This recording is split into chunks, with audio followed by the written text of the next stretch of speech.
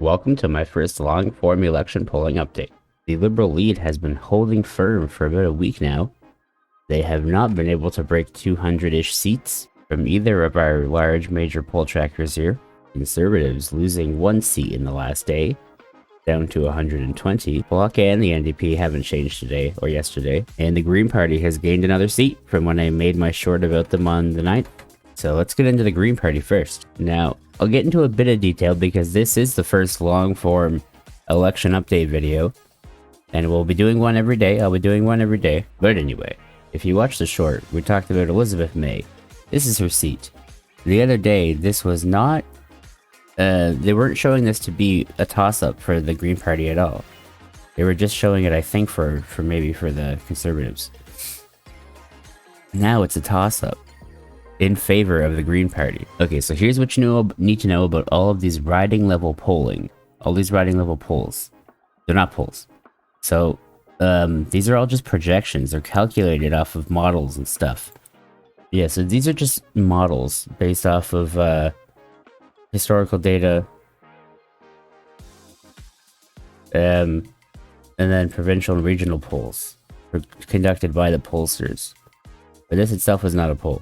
Okay, this has skyrocketed in a couple of days, so it really does look like they're basing it off of other factors more heavily than just the projected popular vote. They're clearly going off of other factors than just the projected popular vote. Just like we said, there's no vote efficiency factor here. Okay, we're back. Back to the top, baby. Let's, I don't have too much to tell you about the NDP. If you watch my shorts, you know what I think about them. Their leaders... I mean, Jagmeet's just running them into the ground. The fact that you have a social democratic party in the middle of a housing and cost of living crisis that is losing ground is crazy to me. I mean, they're the workers' party. They're the people's party, not the not the actual people's party, but they're the party for the people, supposedly. And just, I mean, the fact that you can be a social democratic workers' party and you can be losing so much opinion right now is just crazy to me. It's absolutely crazy. I have spoken about this before, but I suspect that the NDP and the Conservatives are both going to be getting rid of their leaders after this election. So we're still talking about the NDP, but if you come over here, we just have to talk about this for a sec. You come right here. This is, you think, okay, this is people electing the Conservatives, but if you think back to this time, if you think back to what was happening right here, nobody really liked the Conservatives. People just hated Justin Trudeau. I mean, if you remember, everybody hated him. People were favoring the Conservative government because or the Conservative Party, I mean, because it wasn't the Liberal Party. I mean, there's like all of these other parties almost say the same. The People's Party even loses favor. You know, NDP kind of gaining it a little bit there. I don't know what happened there. But I mean, NDP, tearing up the supply and confidence agreement a couple times, with 6 times. I don't know, however many times they tore it up. Probably not 6. However many times they tore it up. Polyev was just constantly pushing out no confidence votes. So what does that make Jagmeet do? Well, it makes him put his money where his mouth is, and he didn't. He kept tearing up his agreements with Trudeau. These fellows would say, okay, we're gonna vote the Liberals out then, and you're gonna vote with us because you tore up your agreement. The NDP supply and confidence agreement that they had with the Liberals was an agreement that they supply confidence in a confidence vote in exchange for concessions, like the dental plan. So when Jagmeet tears that up, he's supposed to no longer be voting for confidence, which means that you can tear down the government and have an election. But every time Polyev tried to vote no confidence, Jagmeet wouldn't do it. And that happened a lot. So I think that between that and just a really weak policy, between the both of them, really weak policy, just not really having anything solid. Like I say, the ability to be a social democratic party in a time like this that is losing traction. It should literally be impossible. I mean, if you start a political party, if you go start a social democratic party right now, and you just spew typical social democratic talking points, you probably do better than these fucks. I mean, this is unbelievable. But it's just incompetent leadership, so I think you will almost certainly see Jagmeet get fired. I think his political career is over. Done. Completely done. And I don't even know, I don't have much speculation for you about what will happen to the NDP after the election. Obviously, Jagmeet's out. Somebody else is in. Couldn't tell you who. They're just gonna be, they're not gonna be a part of government. The Liberals are they will almost certainly form a majority. And it is looking like, because again, the Bloc has some pretty serious vote efficiency. So you gotta remember, these guys have like 9 seats, these guys have like 17. So if the Liberals get a minority government, they're not gonna be forming it with these orange bastards. They're gonna form it with the Bloc, which will be weird as hell, and I really hope that doesn't happen. No offense, Quebec, I love you guys, but that's not gonna be good. It's just not gonna be good right now. I don't think that's what we need at this particular moment in time. But the point is, it won't be with the NDP, because they're not gonna have enough members in parliament. You're gonna have 9 seats. I mean, you'd be lucky if you can form a minority government with 9 seats. You'll be lucky if they're that close. We're going to be in a situation where we really only have 2 major parties. And I'm almost 30, and it's never been like that. The entire time I could vote, the NDP have always kind of been some sort of realistic, reasonable third option. Even if it didn't, always feel that way in whatever particular riding you are. In the grand scheme of things, they always felt like the third option. But clearly, and this isn't just me speculating, okay? Look at this. Clearly, people don't think the NDP are a viable option anymore. Okay? I mean, how do you lose? It's slightly over half. Yeah, it's slightly over half of their support from their high, which was back at the end of the year. So, alright, back to the Conservatives. Honestly, I don't know, I don't have much to tell you about the Bloc. If you live outside of Quebec, the Bloc is not very relevant to you. You can't vote for them. So, maybe we'll do an episode on them sometime, but for now, we're just gonna move on.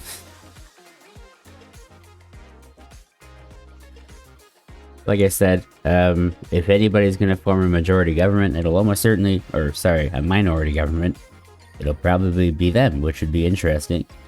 But they're the only small party that's gonna have any number of seats after the election. These 3 parties are gonna be the only parties with official party status. And, if we aren't able to get some serious reform in our system soon, it's just gonna it's just gonna cement. You might even see the Bloc go away eventually. The Bloc is already, let's just go check it. Okay, we're talking about the Bloc. We did it. We're talking about the Bloc. If we come over here, okay, they were about 9% of the popular vote. But let's go check out the seat projection, because like we said, these people are efficient. Okay, look at this. That's wild. They were projected to...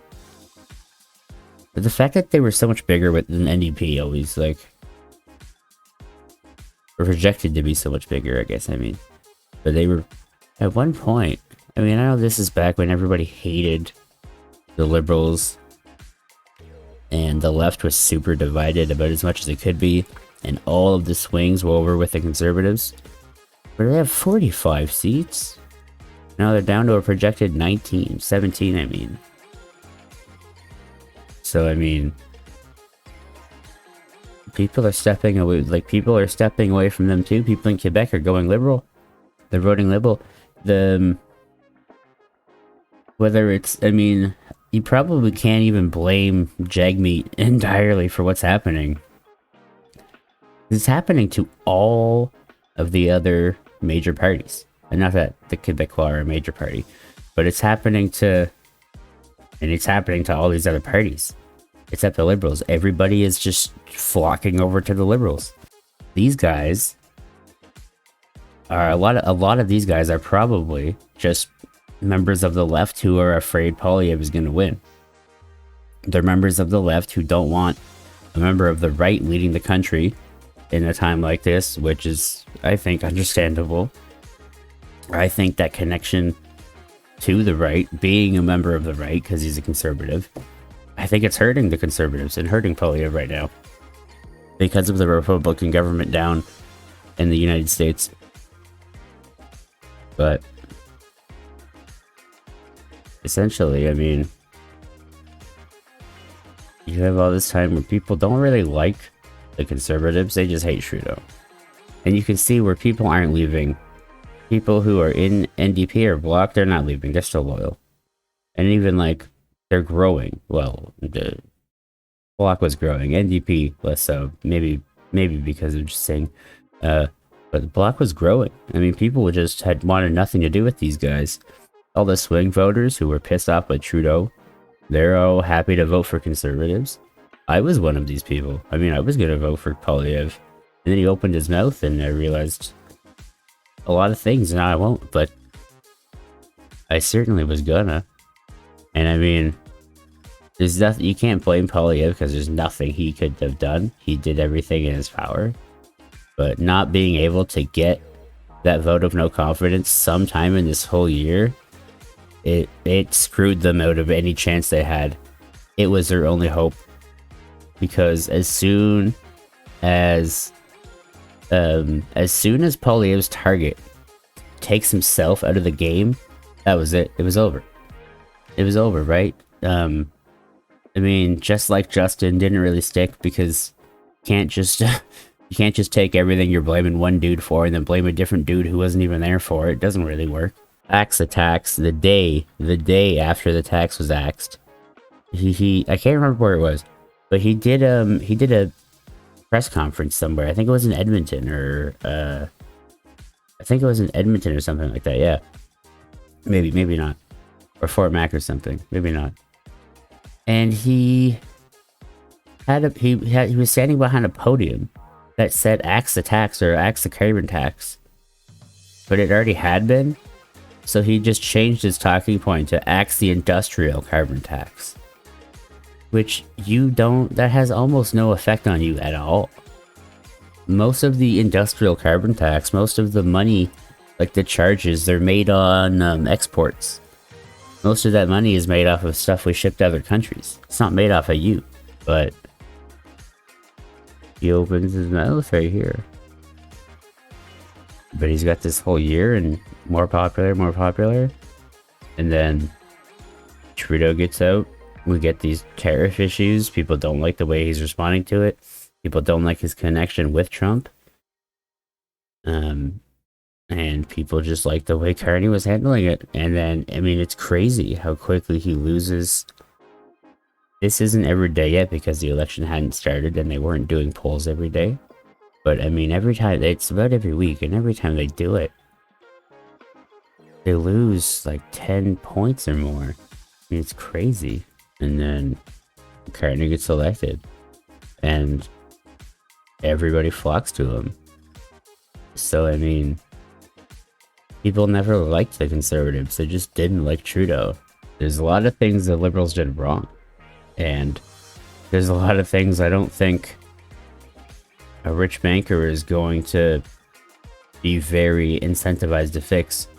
One of them is the housing crisis, when his portfolio is almost certainly largely based on the cost of a house. Well, you know, not one, multiple, but you understand what I mean. And hey, if he genuinely solves the housing crisis, that's great, but you need to understand what that means. Solving the housing crisis means the cost of a house goes down. It means the cost of a house goes down because Mark Carney is a neoliberal. He's not going to do anything that increases your wage. He doesn't believe in that crap. He thinks that you just give more money to the people at the top, or you do things to manipulate the prices of assets and capital, and that'll fix everything. So they're going to try some sneaky nonsense where they do things to help you purchase a home without actually lowering the cost of it, and it's not going to work. But they're going to try. So here we go. They're going to provide financing to the people who build the homes. So not you. Actually, we can't. This video is getting too low. We can't do this. But we'll have to go over their housing plan in a separate video. That's going to be the biggest issue for whoever gets into office. Trying to solve this housing crisis is going to be the fact that everybody's net worth is tied up in their house. Whether you have one or you have many properties, you have a large portfolio, a lot of Canadians' finances, a lot of Canadians' money, their wealth, it's tied up in their homes. It's tied up into homes. So the price of a house in most places, the price of a house in any town in the province I'm from, New Brunswick, it's doubled. It's doubled. It's over 100% in the last 10 years. It's not gonna go down by that much, because it can't. Prices being this high are ruining a lot of people's lives. But the people like you and me, we don't matter to the people at the top. We don't have any money. We don't matter to people like Mark Carney. I'm not trying to sound cynical, but it's just the reality of things. While he tells you all about being worried about first-time home buyers, he's mostly worried about the people who already have homes, because they're the ones with all the money and the power. He's mostly worried about the people who already own the assets, and what they're gonna do if he tries to reduce the value of them. So, I very much doubt you're gonna see any policy that has an effect.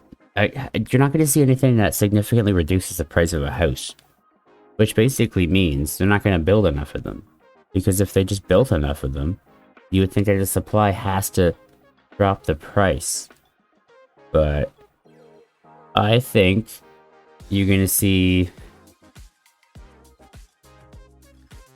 I think any new builds that go up, you're going to see more of the same. They're going to be quote-unquote luxury apartments. It's going to be $1,600 for one bedroom or more or something. You see, this is already happening. It's happening to like my grandparents and lots of people. It's happening to lots of people who used to purchase property. The new builds are just valued. Right now, they're just valued more, but they'll just start arbitrarily valuing them less, or they'll just start doing other sketchy things. Like in China, when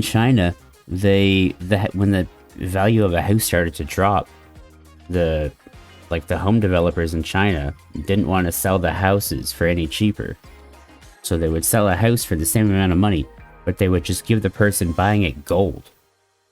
They would say, oh no, the house is still $300,000, but we'll give you $80,000 worth of gold after you purchase it. I don't think anything like that will happen here, but you will see stuff in that nature. You're gonna see attempts from the government to get you into a house without dropping the price of houses. It will not work. Whatever they do, it won't work. Or maybe it will work in the short term for some people, but it'll just be like the 2008 thing where everyone says, oh yeah, we avoided it, but we just kind of set it back. Like, it's happening now. The poor mortgages and the defaulting, it's happening here now. So, you know, hopefully houses get cheaper, but no predictions. I don't know what's gonna happen. Alrighty, we were on 338 for everything. Alright, I figured we'd jump over to CBC just to show you what's going on over here. They haven't updated since yesterday. And their numbers tend to not move as much, I find. But they're all here. About 200 for Liberals, 120 for Conservatives, 19 for the Bloc, 5 for the New Democrats, 1 for the Greens. So the likely seats, you know, maximum.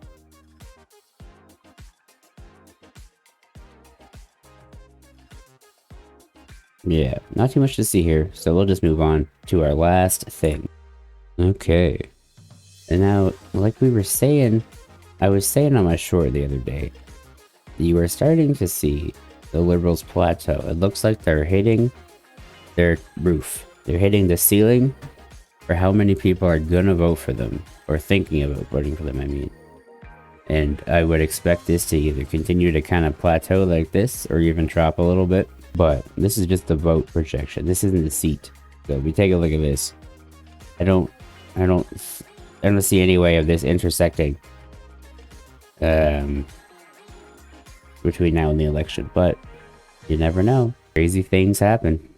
So, but like I was saying, so you got over a week of a relative plateau here. Not a ton of movement. Pretty much the same. We come back here, like 44, 43%, hovering at that 44, 43. Come look at the number of seat. And yeah, I mean, about a week ago, over a week ago, and it's all just hovering right around the same, fluctuating a little bit, fluctuating within, you know, 6 or 7 seats, not too many. Doing that for about 2 weeks, so pretty safe to say, maybe, that the Liberals are starting to plateau. They're probably not going to get too many more votes on this side. You're probably going to see them hover, maybe I would say, if I had to guess, and I'm going to guess, for the rest of the election, the lead up, probably they'll hover somewhere around this 190 to 200 range. Within that, but that might be too narrow. It could go wider than that. I mean, I'm really just basing that off of these 2 weeks, and assuming that most people are locked in. But I think it's only about a third of voters are locked in. We'll go over those another day. And you have to consider that as well. So it's really hard to say right now. But let's head over to Polymarket. And we were talking the other day on my short, and I was telling you that we're looking for that same plateau over here, because these betting markets tend to react to news quicker, and they tend to be really accurate. The American one predicted that Trump was going to win, when most polls were still predicting either a toss-up or Harris. We were looking at about 3 days of, I mean, you could really say almost about a week of a relative plateau, not too much movement. We just want to see more of this. The more straight, or even bit down, bit up, but mostly straight lines that we see, the more we'll know. The more we'll know that the Liberals are about at the top. And we shouldn't expect too much for them. But, you know, it's hard to say. Well, I think that's going to wrap it up for today. Thanks for watching. I'll have a recap of the whole week for the election. Put it in another small daily video tomorrow, and then we'll have a longer weekly one on Sunday. And if that sounds good to you, don't forget to subscribe.